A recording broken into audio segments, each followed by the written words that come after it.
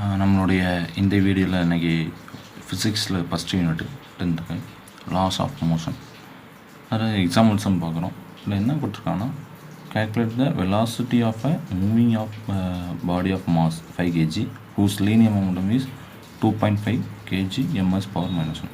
அது என்ன அர்த்தம்னா 5 kg மாஸ் உள்ள ஒரு பொருளானது ஒரு எந்த வெலாசிட்டியில் போகுது அப்படிங்க, அதோட லீனியர் மொமெண்ட்டும் கொடுத்துருக்காங்க 2.5. அப்போ நம்ம ஃபஸ்ட்டு நம்ம லீனியர் மொமெண்ட்டுக்கு ஃபார்முலா எழுதுவோம்.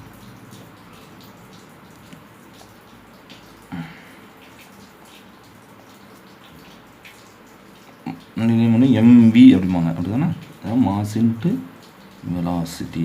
ஓகே, இப்போது நம்மளுக்கு இங்கே வெலாசிட்டி தான் கேட்டிருக்காங்க. இப்போ வெலாசிட்டி நம்ம வச்சுக்கிட்டு மாஸ் இந்த சைடு வந்தால் டிவைடாக இருக்கும். அப்போது நான் என்ன எழுதிக்கணும்னா linear momentum divided by mass அப்படின்னு எழுதிக்கலாம். லீனியர் மொமெண்டத்துக்கு வேல்யூ கொடுத்துருக்காங்க 2.5 கொடுத்துருக்காங்க, மாஸுக்கு 5 kg அப்படின்னு கொடுத்துருக்காங்க. இப்போ இதில் வந்து 2.5 இது வந்து நம்மளுக்கு தெரியும். ஆக்சுவலாக 25 வந்து 5ஆல் டிவைட் பண்ணால் என்ன வரும்னா 5 அப்படின்னு வரும். இங்கே 2.5 இருக்கிறதுனால அப்போ 0.5. அவ்வளோதான். இது வெலாசிட்டியோட யூனிட் வந்து நம்மளுக்கு வந்து ms பவர் மைனஸ் 1 தெரியும். அவ்வளோதான். இதில் லீனியர் மொமெண்டத்துக்கு நீங்கள் யூனிட் பார்த்தீங்கன்னா கேஜி ms பவர் மைனஸ் 1, மாஸுக்கு பார்த்தீங்கன்னா கேஜி. அப்போ அந்த கேஜியும் அடிபட்டு மீதி என்ன வரும் ms பவர் மைனஸ் 1. ஆனால் வெலாசிட்டிக்கும் ms பவர். அதான் எப்படி பார்த்தாலும் நம்மளுக்கு வந்து யூனிட்டில் மாறாது. சரிங்களா? ஸோ லீனியர் மொமெண்டம் கூட மாஸ் இன்ட்டு வெலாசிட்டி வேணும். அப்போனா வெலாசிட்டி வச்சுட்டு மாஸ் இந்த சைடு கொண்டு வந்தால் லீனியர் மொமெண்டம் பை மாசு. லீனியர் மொமெண்டத்துக்கு 2.5 கொடுத்துருக்காங்க, மாஸுக்கு 5 கொடுத்துருக்காங்க.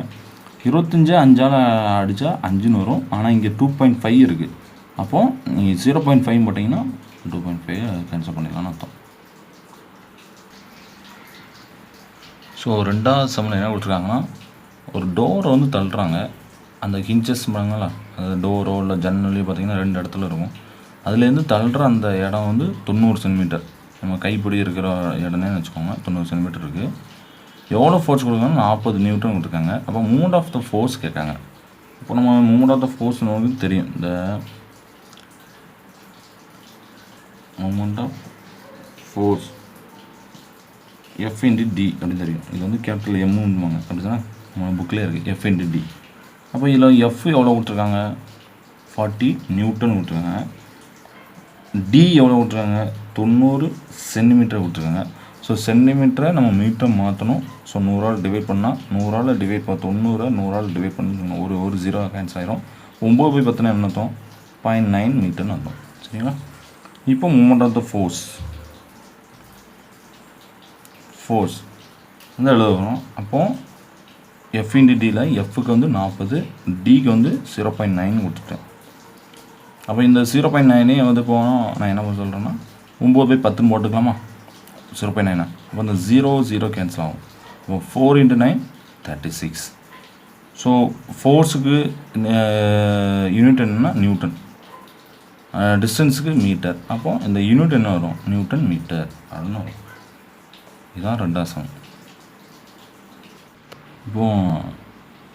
இப்போது மூணாவது சம்மில் என்ன கேட்டிருக்காங்க அப்படின்னா ஒரு சென்டர், எர்த்தோடைய சென்டர்லேருந்து எவ்வளோ இடத்துல ஒரு ஆப்ஜெக்டை வைக்கும் போது அந்த ஆப்ஜெக்ட் மேலே ஆக்ட் ஆகக்கூடிய அந்த கிராவிட்டி வந்து பார்த்திங்கன்னா ஜியை விட g/4, அதாவது 1/4 இருக்குது.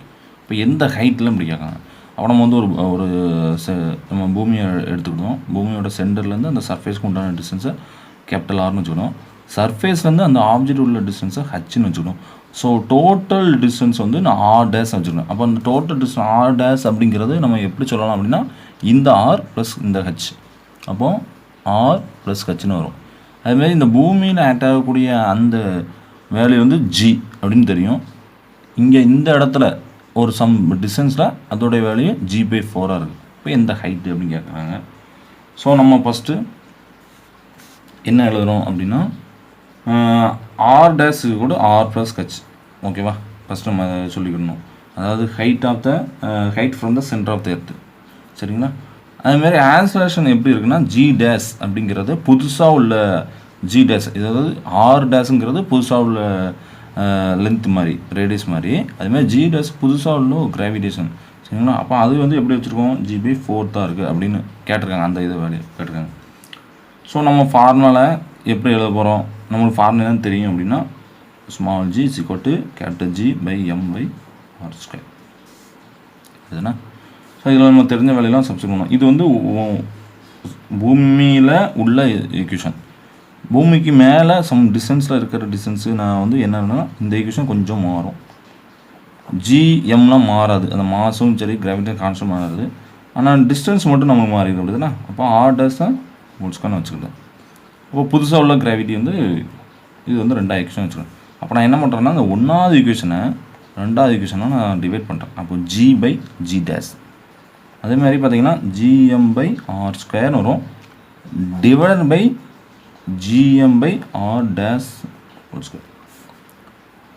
ஸோ இதில் வந்து ஒரு டிவைடு கீழே ஒரு டிவைட் இருக்கிறனால நான் வந்து இதை எப்படி போட்டுக்கலாம் அப்படின்னா Gm/r² இன்ட்டு இப்படி ரெசிபிள் ஆகுமா r' டிவைட் பை Gm அப்படின்னு வரும். ஸோ ஜிஎம்மும் ஜிஎம்மும் கேன்சல் ஆகிரும். இப்போ இதில் என்ன வரும்னா r' டிவைட் பை r² வருது. r' பேரில் நம்ம என்ன வச்சுருக்கோம், r+h. அப்போ அதை சப்ஸ்டிட் பண்ணணும். r+h² டிவைட் பை r² அப்படின்னு வரும். ஸோ r+h/r/r ஹோல்² வருது. இந்த r ரெண்டுத்துக்குமே காமன் அப்படிதானே. அது எப்படி போடுவாங்க அப்படின்னா r/r + h/r ஹோல்² அப்படின்னு சொல்லுவோம். அப்போ இந்த r/r வேல்யூ வந்து 1 அப்படின்னு தெரிஞ்சிருக்கும் உங்களுக்கு. Plus h/r ஹோல்². சரி, இந்த சைடு என்ன வருதுன்னா G/G' வருது. இப்போ பார்த்தீங்கன்னா G' பேரில் நம்ம என்ன போடலாம், G/4 அப்படி தான் நம்ம முன்னாடி போட்டுறோம். அதை போடுறேன் 1 + h/r ஹோல்². இப்போ வந்து பார்த்தீங்கன்னா இதுலேயும் இந்த G கேன்சல் ஆகி இந்த 4 மேலே வந்துடும் அப்படி தானே. அப்போ 4 = 1 + h/r ஹோல்² அப்படின்னு வரும். சரி, இப்போ நான் என்ன பண்ணுறேன் அப்படின்னா இங்கே ஸ்கொயர் இருக்குது, இங்கேயும் நம்ம 4 வந்து 2² போட்டுக்கலாம். அப்போ 2 சைடு ஸ்கொயர் கேன்சல் பண்ணால் என்ன அர்த்தம், அதாவது இப்படி நான் உங்களுக்கு புரியும், இப்படி ஸ்கொயர் அப்படின்னு போட்டுருக்கேன். அப்போ இந்த சைடும் ஸ்கொயர் இருக்குது, இந்த சைடு ஸ்கொயர் இருக்குது. அப்போ 2 ஸ்கொயர் கேன்சல் பண்ணால் என்ன வரும்னா 2 = 1 + h/r அப்படின்னு வரும். சரியா. ஸோ நான் இப்போ என்ன பண்ணுறேன்னா h/r வச்சுக்கிட்டேன். இந்த 1 அந்த சைடு ஒன்று என்ன ஆயிரும், மைனஸ் ஆயிரும். 2 - 1 அப்போ என்ன ஆயிரும் 1 அப்படின்னு வரும். அப்போ h = இந்த r இந்த சைடு வந்தால் மல்டிப்ளை ஆகிடும். அப்போ h = r அப்படின்னு வருது. h = rனா என்ன அர்த்தம் அப்படின்னா நம்ம அந்த பூமியில் உள்ள சர்ஃபேஸ், அதாவது நம்ம பூமி சென்டர்லேருந்து இதுக்கு உண்டான ஆர்னு சொன்னோம். அந்த சர்ஃபேஸ்லேருந்து சம் டிஸ்டன்ஸ் சொன்னோமா, இது வந்து ஹச்ன்னு சொன்னோமா. இந்த h = இந்த இது எவ்வளோ டிஸ்டன்ஸ் இருக்கோ இந்த ரேடியஸ் அதே டிஸ்டன்ஸ் இது இருக்கணும். அந்த டிஸ்டன்ஸ்லாம் அந்த ஆப்ஜெக்ட் வந்து G/4 இருக்குன்னு சொல்கிறாங்க. அப்போது இந்த h = r நம்மளுக்கு தெரிஞ்ச ஈக்குவேஷன் தான் சப்ஸ்டிட் பண்ண போகிறோம். இந்த ஈக்குவேஷன் தெரியும்னா r' = r+h தெரியுமா. அதில் ஹச்சுக்கு பேர் r சப்ஸ்டிட் பண்ண என்ன வரும், r+r. r+rனா 2r அப்படின்னும் r'. சரியா. ஸோ இதில் வந்து என்ன தெரிஞ்சிருக்கு அப்படின்னா r' அப்படிங்கிறது புதுசாக உள்ள ரேடியஸ். சர்ஃபேஸ்லேருந்து அந்த ஆப்ஜெக்ட் இருக்கிற டிஸ்டன்ஸ் வந்து h. சர்ஃபேஸுக்கும் சென்டருக்கும் இப்போ எர்த்தோட சென்டருக்கும் உண்டான டிஸ்டன்ஸ் வந்து r. So total distance r'. அப்போ r என்ன வேல்யூ இருக்கோ அதை விட டபுள் மடங்காக ஒரு டிஸ்டன்ஸ் வைக்கமா. அந்த டிஸ்டன்ஸ் தான், அந்த டிஸ்டன்ஸ் வைக்கிற ஆப்ஜெக்ட் மேலே பூமி வந்து 1/4 மடங்காக தான் கிராவிடேஷன் கொடுக்கும் அப்படிங்கிறது தான் இந்த சம்முடைய ஆன்சர்.